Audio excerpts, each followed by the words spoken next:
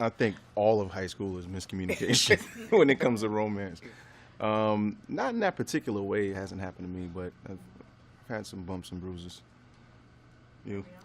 I mean, it's called life. I mean, it's one big mass communication that, like, finding out later, like at, high school reunions, like, oh my God, I had the biggest crush on you. You don't remember that time? I'm like, I thought you hated me. I'm like, so it's like, clearly our wires got crossed. Or just in life, different, meeting people at different points in life, and they think they're sending very clear signals showing interest, and that's not how you receive them. And it's a bunch of coulda, woulda, shouldas. Maybe we could have been something, I don't know. But yeah, I think that happens to a lot of people.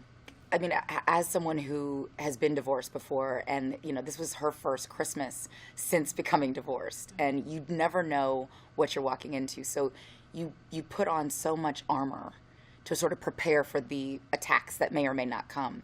And part of that is, I don't need anyone. Like, I'm fine. I can do it all on my own.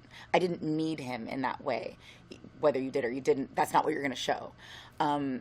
So, kind of always putting that, I'm independent, I can do it on my own, me and my daughter are going to be fine, don't you worry about us, we'll figure it out, even when everything is falling apart, that I don't need your help. And not even, I don't need the help of a man, but I don't need the help of my family. Like, I'm not your charity case.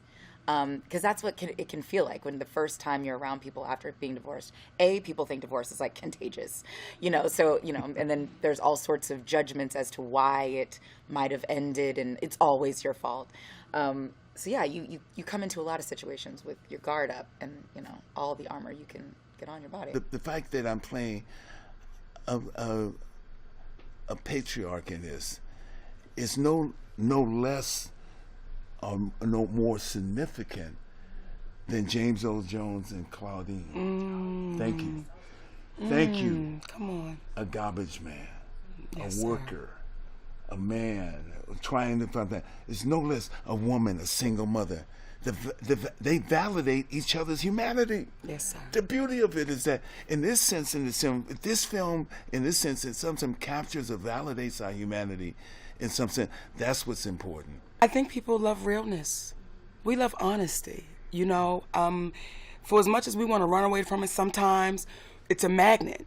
And that's who Aunt May is. Aunt May is that real, honest, in your face aunt who loves you. She loves you, baby, like no other. However, she's gonna let you know you stepped over that line wrong.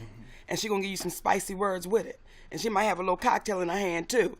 But she's that aunt that we all love. We love her. She's that sister-in-law that was just real. Maybe not, she's not gonna say it in the most tactful way. She's not gonna go to church, but they know she's full of love. No, because I have an amazing husband who can be anybody I want him to be. So if I need him to be a young one, baby, okay, we can play all those games. I love it. Yes. Aside from the film itself, behind the scenes, were you guys playing any jokes or pranks with each other? We had a lot going on. I have never heard this question before. This is crazy. What do you think? We had a lot going on. We did. No, that ain't shade. I've never heard this question before. No, we've had a lot going on. Now, we did some things backstage here that were, seriously speaking, that would be considered pranks. Would be considered. The time that we... What was the best one? Tell me the best one. Sicking my dog on the cast. I had my dog. Yeah. I'm dead. No one's asked us this question. Who does that? No one's asked us this question. Who brains a attack dog? Who does that?